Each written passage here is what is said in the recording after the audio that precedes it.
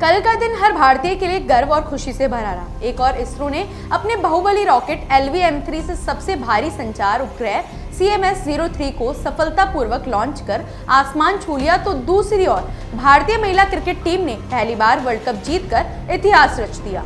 ये दो बड़ी कामयाबी एक ही दिन में देश को मिली, जिसने हर दिल को उत्साह और गौरव से भर दिया। भारत ने फिर एक बार साबित कर दिया है कि अगर जज्बा और तकनीक साथ हो तो कोई मंजिल मुश्किल नहीं होती। रविवार को इसरो ने अपने सबसे भारी रॉकेट LV-M3 M5, जिसे प्यार से बाहुबली रॉकेट कहा जाता है, के जरिए देश का सबसे भारी कम्युनिकेशन सैटेलाइट CMS-03 सफलतापूर्वक अंतरिक्ष में भेज दिया। यह लॉन्च आंध्र प्रदेश के श्रीहरिकोटा स्थित सतीश धवन स्पेस सेंटर से शाम 5:26 पर हुआ और थोड़ी ही देर में इसरो ने सैटेलाइट को कक्षा में स्थापित कर इतिहास रच दिया। करीब 4400 किलो वजनी ये सैटेलाइट पूरी तरह भारत में विकसित की गई है और अगले 15 साल तक देश की संचार व्यवस्था को नई ताकत देने वाली है। इसे खास तौर पर इस तरह बनाया गया है कि यह हिंद महासागर क्षेत्र समेत पूरे भारतीय भूभाग को मजबूत टेलीकॉम कवरेज देगा। भारतीय नौसेना के अधिकारियों के मुताबिक ये सैटेलाइट अब नौसेना की समुद्री निगरानी और कम्युनिकेशन को और सुरक्षित और प्रभावी बनाएगा। दिलचस्प बात यह है कि पहले भारत को ऐसे भारी सैटेलाइट्स को लॉन्च कराने के लिए विदेशी एजेंसियों की मदद लेनी पड़ती थी, लेकिन इस बार सब कुछ देसी टेक्नोलॉजी से हुआ। यही तो असली आत्मनिर्भर भारत की पहचान है। इसरो प्रमुख एस सोमनाथ ने कहा कि CMS-03 सिर्फ एक सैटेलाइट नहीं बल्कि नए भारत की उड़ान है, जो देश की संचार क्षमता को कई गुना बढ़ा देगी। अब जरा रॉकेट की ताकत को समझते हैं।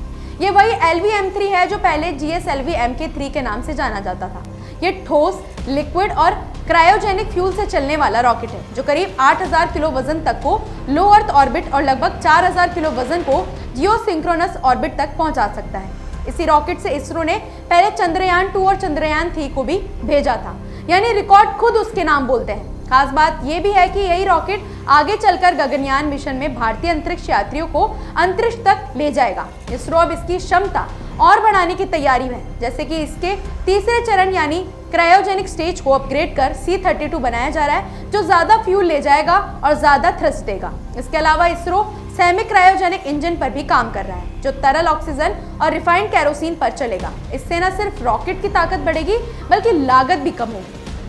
सोचिए, आने वाले वक्त में यही टेक्नोलॉजी भारत के अपने स्पेस स्टेशन भारतीय अंतरिक्ष स्टेशन के पहले मॉड्यूल को भी ले जाएगी। यही नहीं, इसरो एक नए rocket LM-LV lunar module launch vehicle पर भी काम कर रहा है, जो 80,000 किलो तक का वजन उठा सकेगा, यानी इंसान को चांद तक ले जाने वाला रॉकेट।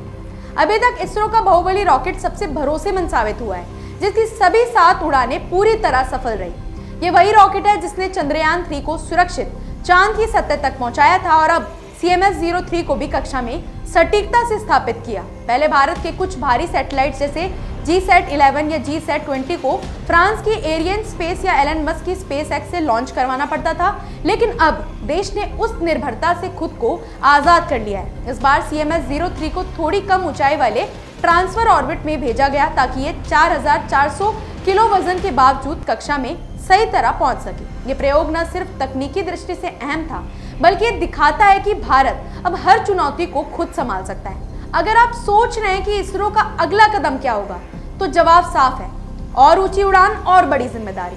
ये मिशन सिर्फ एक लॉन्च नहीं था, बल्कि उस आत्मविश्वास का प्रतीक था जो भारत की अंतरिक्ष कहानी को अब निर्भरता से नेतृत्व की ओर ले जा रहा है। फिलहाल ऐसी ही अपडेट्स के लिए जुड़े रहिए हमारे चैनल द इंडिया मूव्स के साथ।